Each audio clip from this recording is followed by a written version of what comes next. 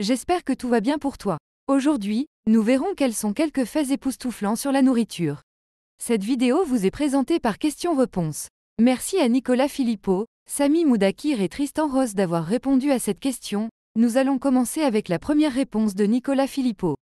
Les pommes de terre peuvent absorber et renvoyer les signaux Wi-Fi. Les pépins de pommes contiennent des faibles traces de cyanure. Les crackers vous donneront des caries plus rapidement que les bonbons. Des scientifiques ont transformé du beurre de cacahuète en diamant. Techniquement, quand vous mangez des figues, vous mangez des guêpes. Les Pringles ont déjà été poursuivis en justice afin de prouver qu'ils étaient vraiment faits de pommes de terre. Les choux de Bruxelles, les brocolis, le chou-fleur et le chou rave viennent de la même plante.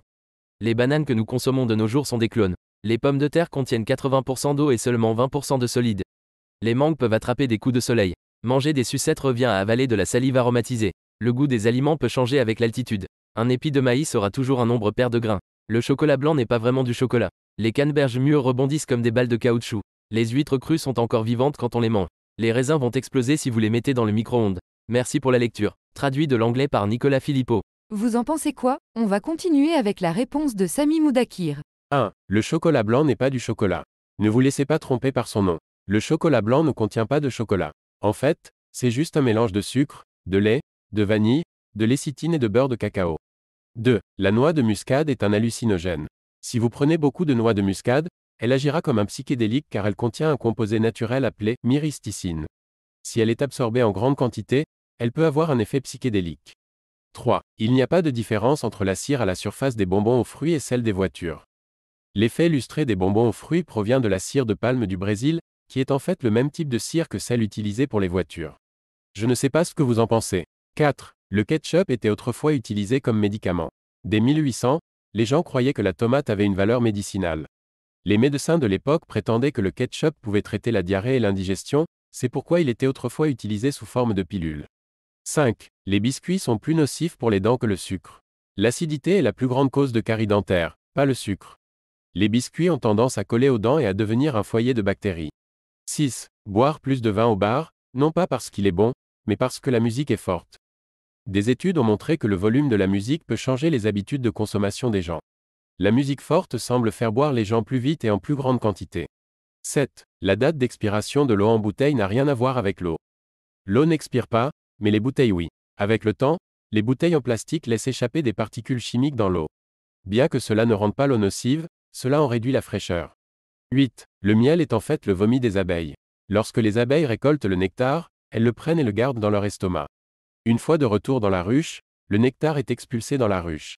9. Les boissons sucrées peuvent être une cause de la démence. Des études ont montré que les personnes qui boivent une ou plusieurs boissons sucrées artificielles par jour sont 3 fois plus susceptibles de développer une démence que les autres.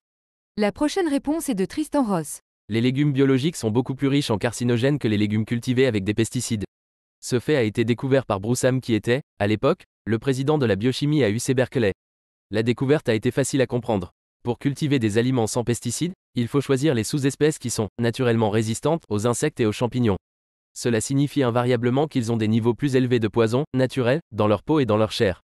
Ainsi, les agriculteurs qui choisissaient les plantes qui n'avaient pas besoin de pesticides choisissaient des plantes qui, selon la terminologie d'âme, survivaient en s'engageant dans une guerre chimique. Les aliments non biologiques sont cultivés à l'aide de pesticides qui ont fait l'objet d'essais poussés par la FDA afin de ne pas provoquer de cancer, ou du moins de façon minimale. De plus, elles se trouvent à l'extérieur de la peau, et non dans la viande elle-même, et peuvent donc être lavées facilement. Je mange beaucoup d'aliments biologiques parce qu'ils ont souvent meilleur goût. Ils sont souvent cultivés par des agriculteurs qui se soucient plus du goût que de l'apparence. Je ne me fais pas d'illusions en pensant qu'ils sont plus sains. Bruce est d'ailleurs l'inventeur du test d'âme, la méthode la plus utilisée pour déterminer si les matériaux sont mutagènes. Sa publication professionnelle décrivant ce que je viens de dire est Science, volume 236, numéro 4799, 17 avril 1987, 271 à 280. Personne ne conteste ces découvertes scientifiques, mais ceux qui favorisent les aliments biologiques les ignorent souvent. Ils se trompent en pensant que les poisons naturels sont en quelque sorte meilleurs que les pesticides doux fabriqués par l'homme. La vidéo est terminée, merci d'être resté jusqu'à la fin. Vous pouvez maintenant vous abonner si la vidéo vous a plu. Pensez à laisser aussi un like, ça aide pour le référencement sur YouTube. La vidéo est terminée, vous pouvez continuer de discuter de cette question en commentaire, ou trouver une autre question qui vous intéresse. À la prochaine!